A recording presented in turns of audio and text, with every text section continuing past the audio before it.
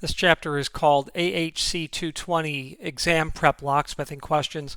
So obviously this chapter isn't going to say, here's the question, here's the answer. That's, of course, not any of this. And like I had led into in the prior chapter at the end of it is, you've had exposure. If you're studying for the AHC, your on-the-job training, your own research, and your DHI classes have already, especially the DHI classes, it's all been covered. It's in a book. It's in a book that you walked out of that class with. So it's all there,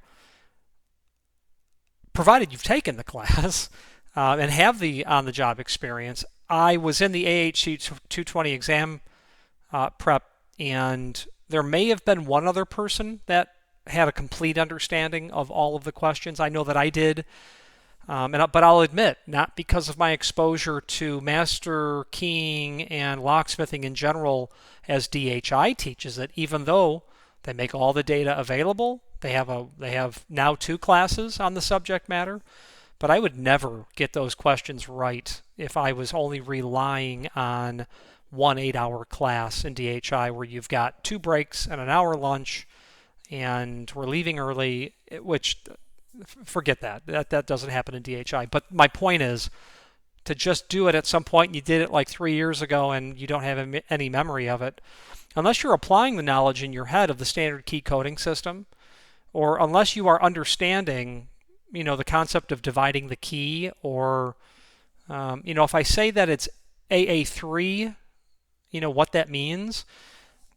The overwhelming majority in that class did very poorly on those questions. And again, I only understood every one of them because of my ALOA stuff. So this chapter will bring up into focus the subjects that are already that have already been discussed, and there would be, of course, no surprise that they would show up on an AHC exam. It's the same stuff that has already been covered. I'm just going to say, let's talk about the stuff that you've already covered in DHI. So let's do that now.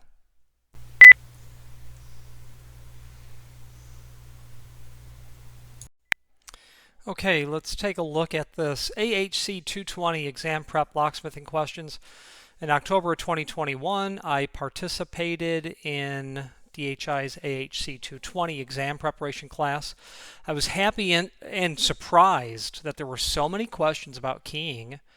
There were a lot of them. Keying has always been a component to all DHI education, and as I now think back, I wonder as to why I was so surprised to see a heap full of keying related questions. If my memory serves, and don't quote me on this, but I counted about 23 questions on the exam prep of the total 170 questions. I know that it's basically that, that number in terms of quantity because, you can go through as you're taking the multiple choice, go through and review it. And I specifically went back and looked at all of the questions for locksmithing and kept just had an idea that there were a couple of dozen. But what's interesting, it's over 13% of all questions asked. So the point of that is the keying question component must be an area where the exam taker must do very well. You can't give away 13. I think you need 80% to pass the multiple choice, or maybe it's 85. I don't recall, but you have to know the subject matter to pass. The keying question component must be an area where the exam taker must do very well. What follows is my attempt to ensure this happens.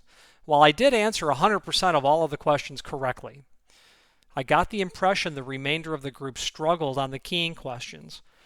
No one taking the AHC exam can afford to do poorly and miss so many questions when passing.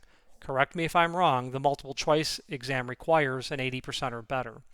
In all honesty, I attribute that to my involvement in ALOA education, studying locksmithing so as to earn the ALOA CPL designation, and not as a result of having taken and passed DHI's Core 163 developing master key systems.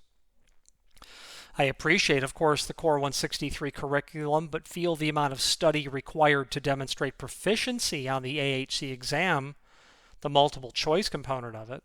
From what I recall, you're going to have a day of writing hardware, then you're going to have a day of writing specs, And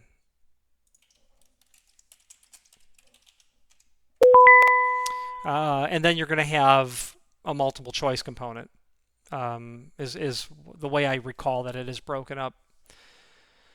I appreciate the curriculum, but feel the amount of study required to demonstrate proficiency on the hardware.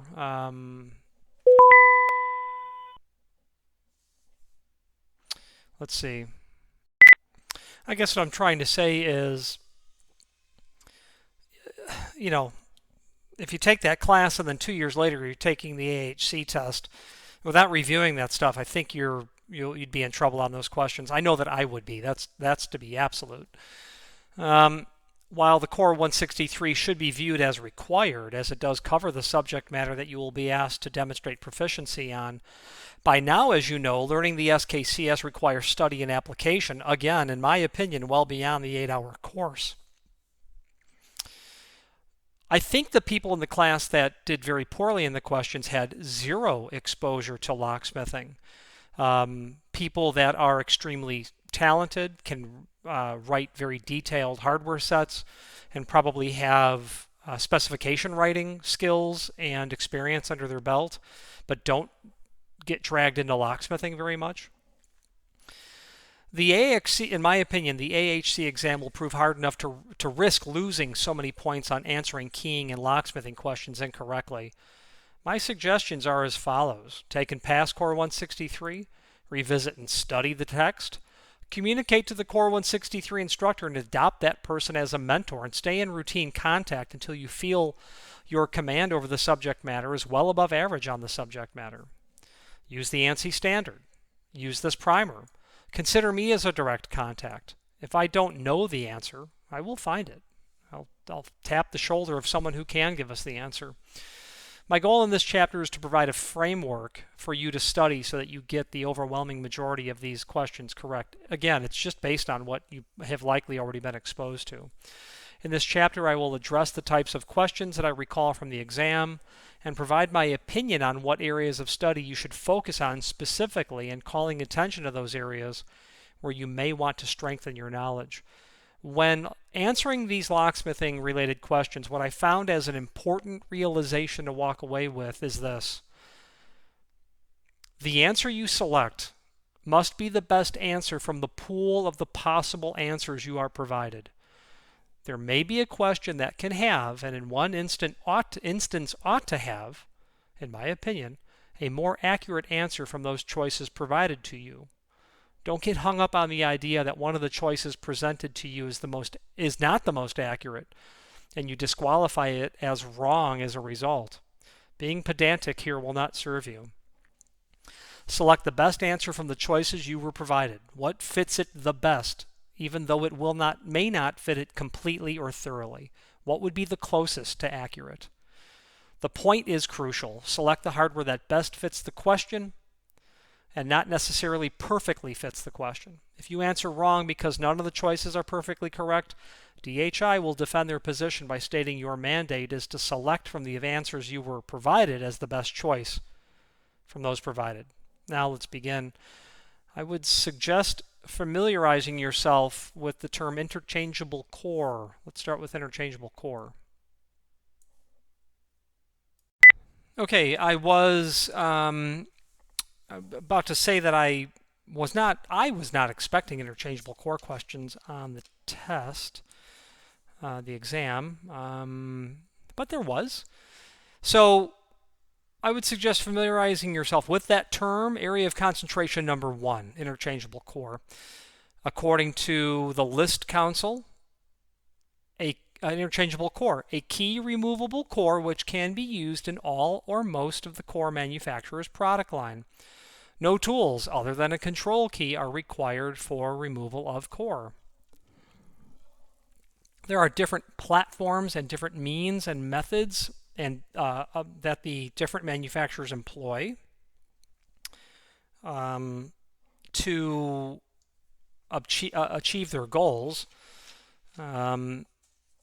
and giving you interchangeable core functionality. Simply stated, an interchangeable core using its control key can be inserted and removed from the housing simply. That's what Frank Best was trying to do, and that's what he did. It's amazing that patent is over 100 years old, and we're taking a multiple choice exam because a high school shop teacher was lazy. Not lazy, but looking for a smarter way. I mean lazy in the sense that being lazy is the mother of invention, I think. That's not the term. That's not the saying, but being lazy does help me find easier ways to do stuff. How can I click once rather than twice?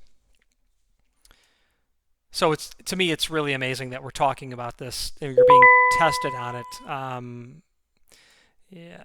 Is just a bit fascinating. So again, because it's worth repeating, interchangeable core using its control key. It's worth repeating. What I mean to say is you're going to use a special key to be able to go about achieving the functionality of the core. Simply stated, an interchangeable core using its control key can be inserted and removed from the housing simply.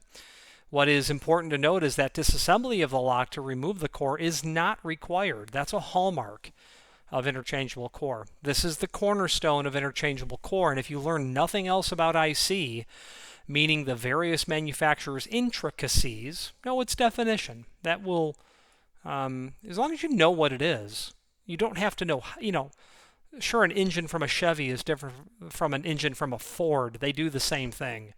You don't have to know how they're different in this case. It is not important to focus on how a Schlage full-size interchangeable core and a Best small format interchangeable core accomplish this task.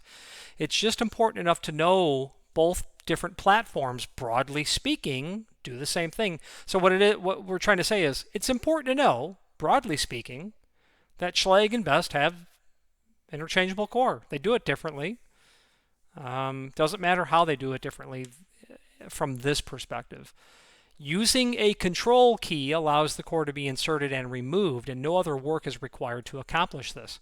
That's the important part of interchangeable core. It has a control key. And I've said this earlier, I'll just go through it quickly. As an aside, it was Frank Best, founder of Best Lock, who patented the interchangeable core cylinder in approximately 1920. I think it was 1919. Mr. Best was a high school shop teacher, and Lloyd Selber, CML from Schlage, was an acquaintance of Frank Best's son, whose name I have forgotten.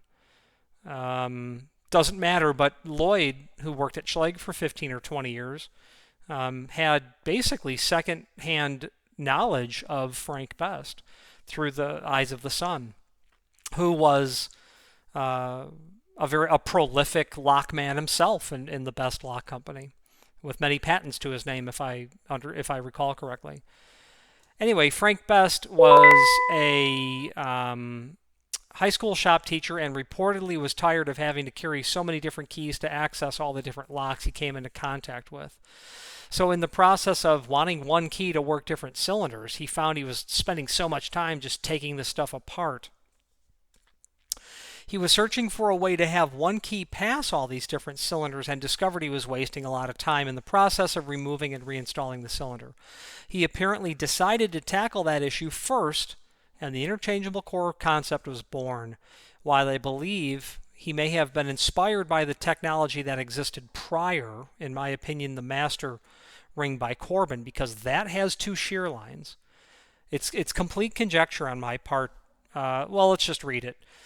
The master ring, whose cornerstone technology was the two shear line concept. I'm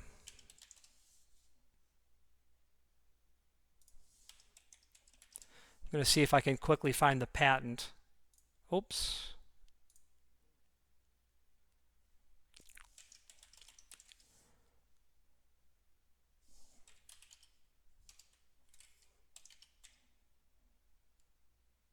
I'm really surprised I don't have it here.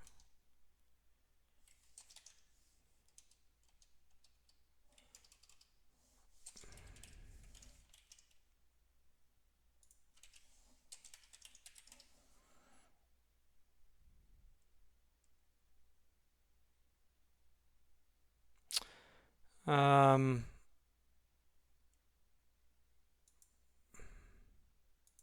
you know what? I have it in my mastering article, and it's right here.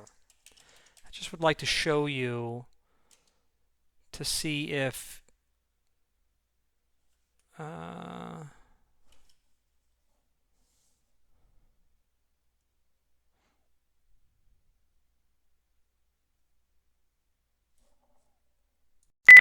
I found it. Edward O'Keefe. That's the mastering patent. Let me just draw your attention to what I think. It would be my opinion that Frank Best would have been aware of the surrounding technology at the time, and this patent would have been 30 years old by the time that he was working on his.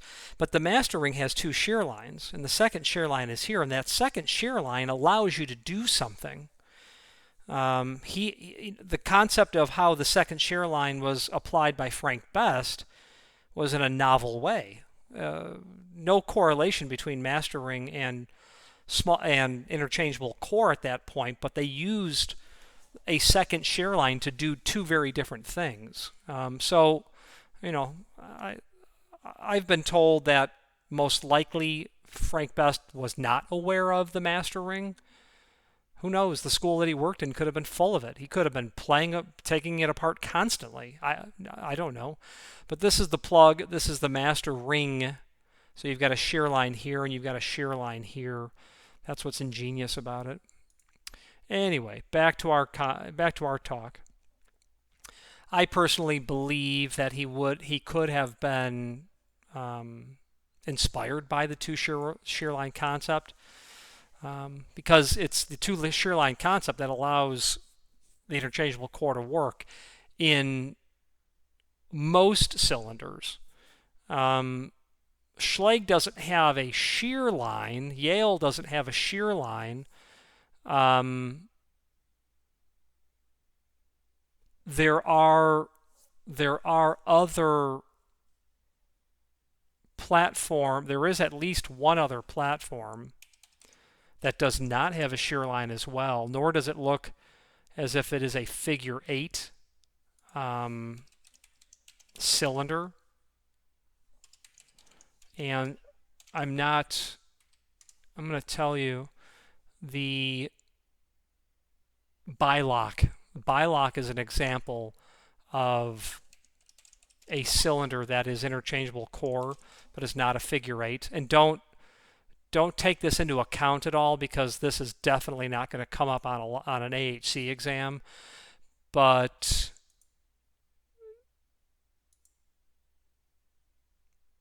forget everything I'm about to say to you, because it's only going to cause confusion. But Bilock has a interchangeable core that's not a figure 8. There's a special key that allows a couple of ball bearings to get out of the way so that you can extract the core out. Very cool, multiple shear lines happening here. Two sidebars, basically driverless bottom pins, just really cool stuff. I don't think that anyone in door hardware would bump into a Bilock, but they are definitely out there. I definitely have one.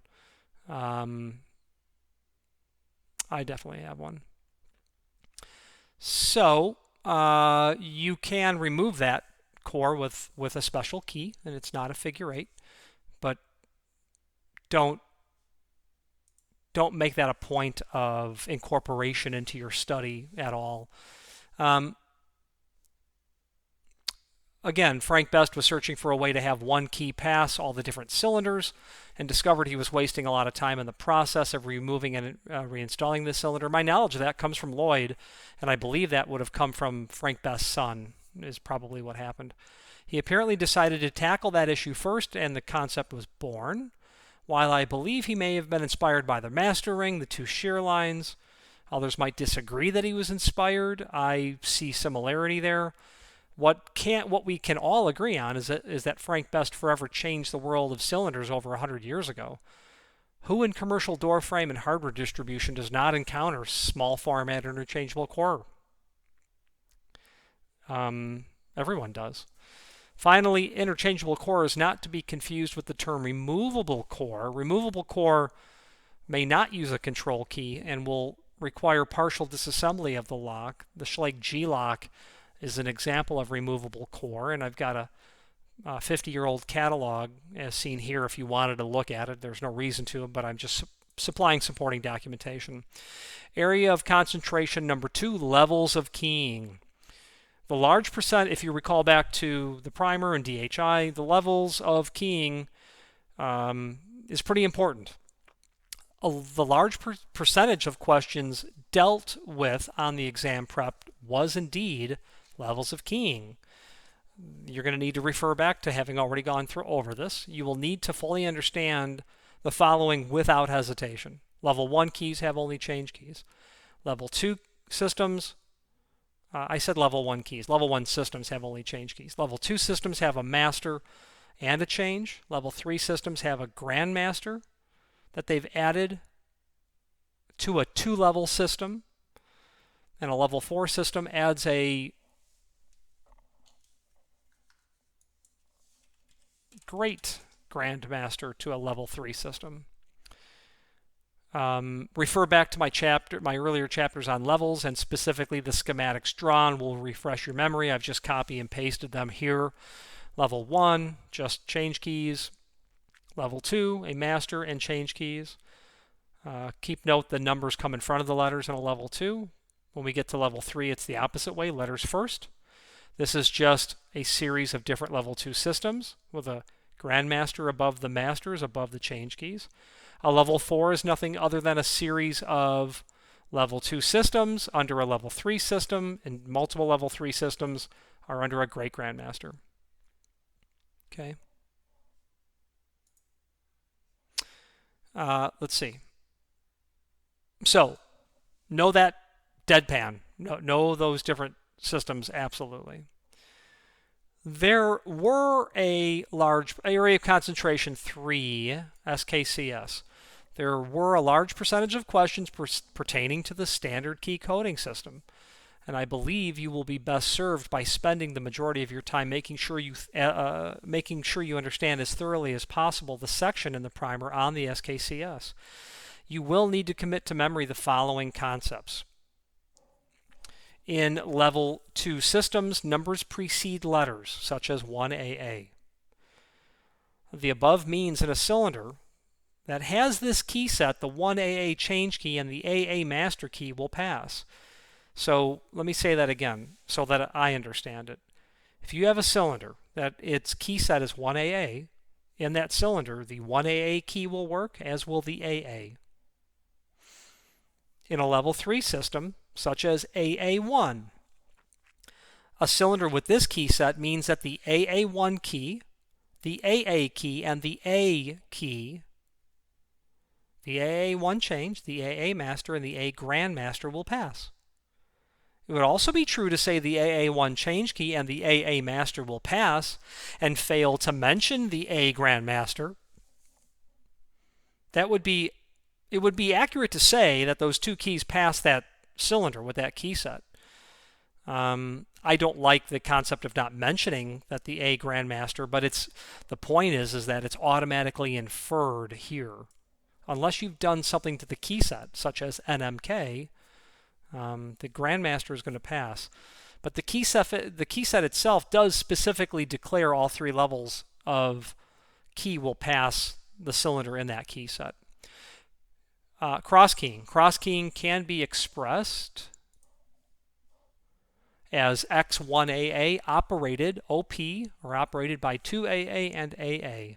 So let's dissect that. Adding the X in the front of the key set tells us the keys specifically called out by the OP by will work this cylinder.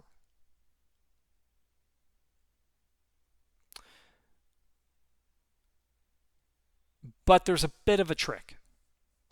Let's go through it. Understanding the following with confidence. I'm saying to you, understand the following with confidence.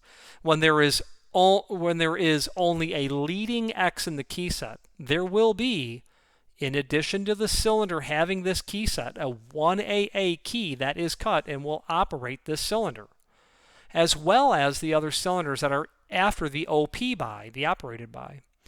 What I'm saying is, in a cylinder with this key set, this means it's cross-keyed. This means it's the 1AA key is going to pass it. And then you're declaring the other keys, all other keys that will work it. We know the AA key is going to work because it's 1AA. You've got to declare 2AA. Okay, that means the 2AA key will pass as well. I personally like to, and Ralph Forrest Ball, CML, I think he has stated that he too likes to write it all out. You know, I guess you don't have to say AA, but I do, and I would, and I do. And I believe he has said that he would, and he does. Just for clarification. Therefore, in a cylinder with the key set X1AA, OP by as previously defined, the keys that will pass this cylinder will be 1AA, 2AA, and AA. Know that. Okay? This is cross-keying with a single X. It gets its own key, meaning cut keys. There's actually going to be physical keys that are cut, 1AA. Cross-keying can also be expressed as X something something something with another X, an X at the very end. So how is X1AA and X1AAX different? Let's talk about it. Adding the second X at the end of the key set is the exact same definition as number 3 above, except that you don't have a 1AA key cut. You've not cut a 1AA key. You don't, because you don't need to have a 1AA key. Therefore, in a cylinder with key set X1AAX operated by as previously defined, the only keys that will pass that cylinder are 2AA and AA. What's an example of that? An example of that would be, well, I think an example of this cross-keying, you know, you've got a door that you need to have a key to, but it's also operated by these other 2 keys. Maybe you've got all the janitor's doors keyed to 1AA, but you need the holder of 2AA who has a special function in their job to get in that closet door can do it, along with obviously the master.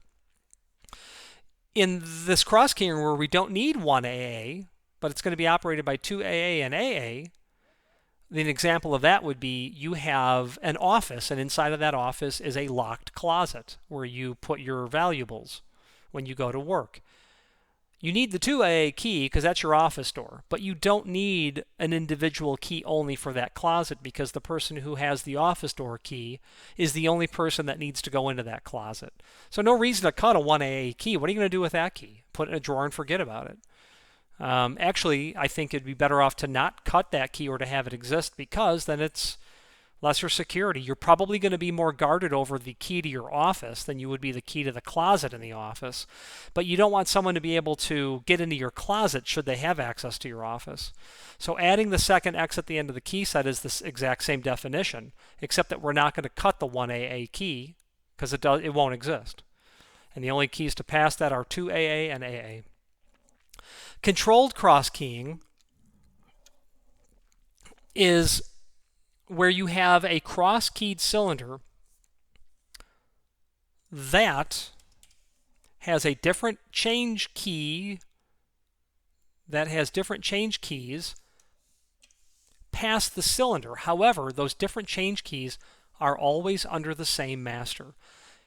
Controlled and uncontrolled cross-keying, we have a prior chapter. I tried to do my best to explain it.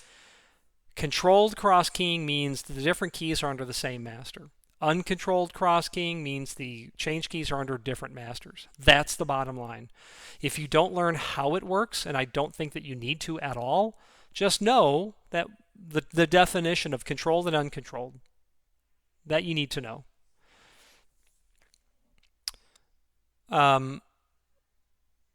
Controlled cross-keying is that when you have a cross-keyed cylinder with change keys that are under the same master. An example is X1AA operated by 2AA and AA. Please note, what's important here is that both of the change keys are under the same AA master. There isn't an AB and an AC and so on. They're under the same AA master. That's what makes it controlled cross-keying. Uncontrolled cross-keying is where you have a cross-keyed cylinder that has different change keys past the cylinder. However, those different change keys are always under more than one master. An example would be XAA1, because now we've got possibly a 3-level system, is operated by 2AA, 2AB, and AA.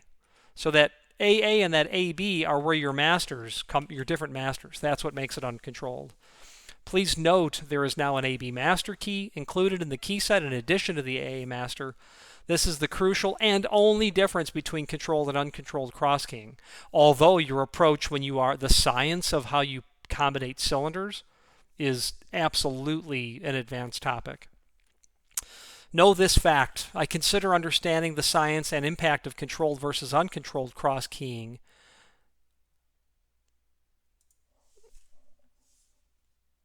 on your system an advanced topic and not required knowledge to successfully. What I'm trying to say here is you would not need to possess the skills of wielding a standard progression format with the biddings and be able to circle what keys you can use in an uncontrolled application. The factory will do that, but knowing the difference between the two, knowing the general idea of how an engine works is important. To go back to a car analogy, you don't have to understand, intake, compression, ignition, and then expelling the gas. You don't have to know how a 4-cycle engine works to understand that an engine is, you give it gas and you make sure it's maintained and it will, allow you to move your car around. I hope that made some sense. While I cannot recollect the exam prep questions, I wouldn't try, nor would I divulge. I would say the vast majority of all questions in the exam prep are covered in this primer in the sense of revisit those topics that you've already been exposed to. This is just a reminder, I think.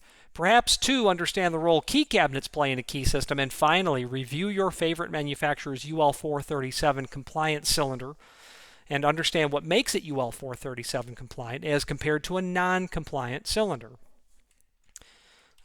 Different manufacturers do different things for UL437. Yale has a unique thing. I think Best and Yale are similar in their approach. Don't quote me. I have learned and forgotten more about locksmithing stuff than I care to admit to.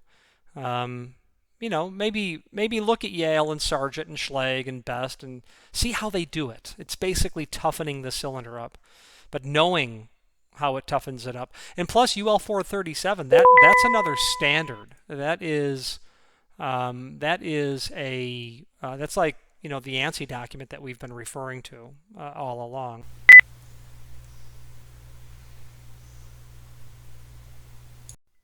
So I don't know that I would recommend purchasing the UL437 code, even though it is quite fascinating to read. It's the standard by which these cylinders are subjected to in terms of attack, in terms of bypass, resistance to environmental conditions, assault spray, wrenching, hammering on it. It's pretty interesting. It's the standard by which the cylinder is found to be tough enough to handle the abuse. So you may or may not want to feel it necessary to take it to that level when you could simply understand the difference between a UL437 and a non-UL437 cylinder by Yale has a very good catalog showing how their stuff is changed to account for that. So that could be something worth investigating, but knowing how they do it would probably be considered not necessary information. If you are preparing as I am for the AHC exam, if there are any questions about any key-related topics, by all means reach out to me, and that's as easy as this link here. If I do not know the answer, I will get the answer. Part of the membership of ALOA or the participation in ALOA or DHI gets most most certainly contacts, people that you'll come in contact with that know far more than you do. It certainly is true for me, and many others that will very much be probably filled with gratitude for the knowledge that you can provide them. The next chapter talks about ALOA and just my outline in terms of its importance. I could say all the same stuff, and I have about DHI, but as a DHI member, most likely, ALOA might be something that you're less than familiar with. So we'll talk about that. Have a little segue here into a potential article, and then a couple more very short chapters, and this primer will be done. Let's move on to the next chapter called ALOA.